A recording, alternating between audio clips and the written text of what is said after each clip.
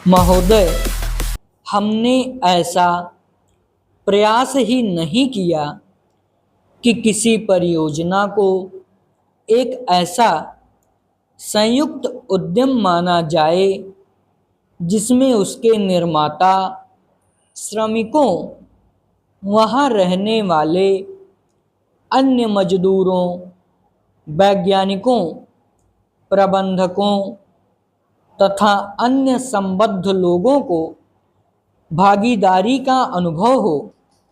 हमने समस्याओं को पुराने कोण से ही देखा है और लोगों को अलग अलग खानों में बांट दिया है।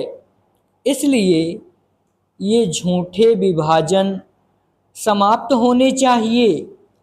हमारे समाज में ऐसे अनेक विभाजन हैं, शायद वह सभी समाजों में होते हैं, लेकिन हमारे यहाँ वह सामान्य से कुछ ज़्यादा ही हैं। ये धर्म के आधार पर, जातियों के आधार पर, भाषा और क्षेत्र के आधार पर पाए जाते हैं।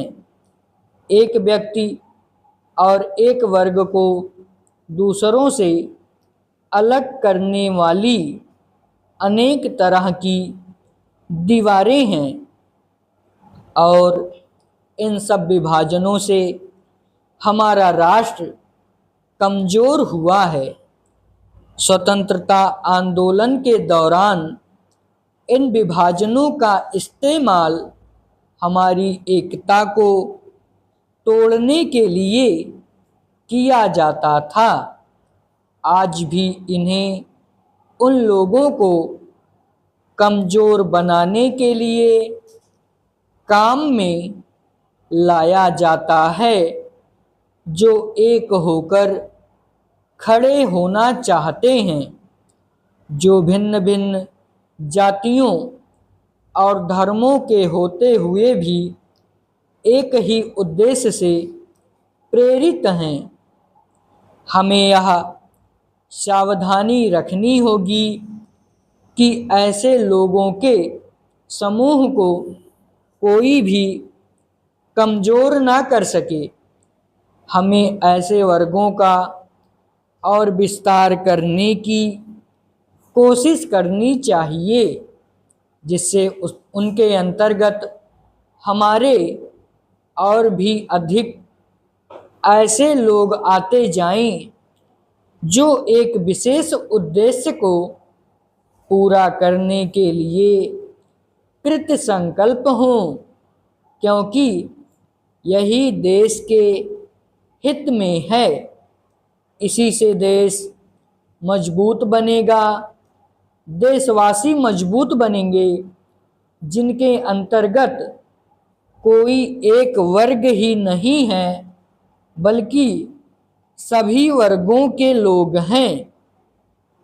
इसलिए संपूर्ण शिक्षा का अभिप्राय है कि हम केवल अपने अधिकारों के लिए संघर्ष ना करें बल्कि यह भी देखें कि हमारे प्रयासों का अल्पसंख्यक समूहों पर क्या असर पड़ेगा।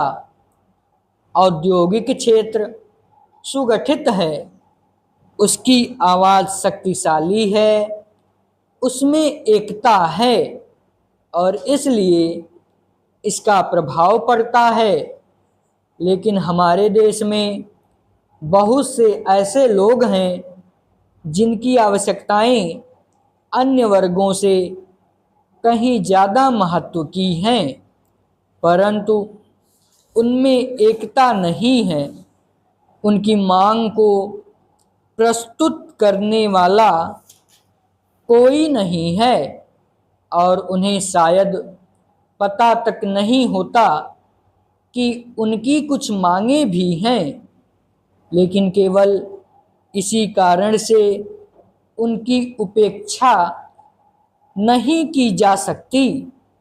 हम यह नहीं कह सकते कि उनकी कोई मांगें नहीं हैं,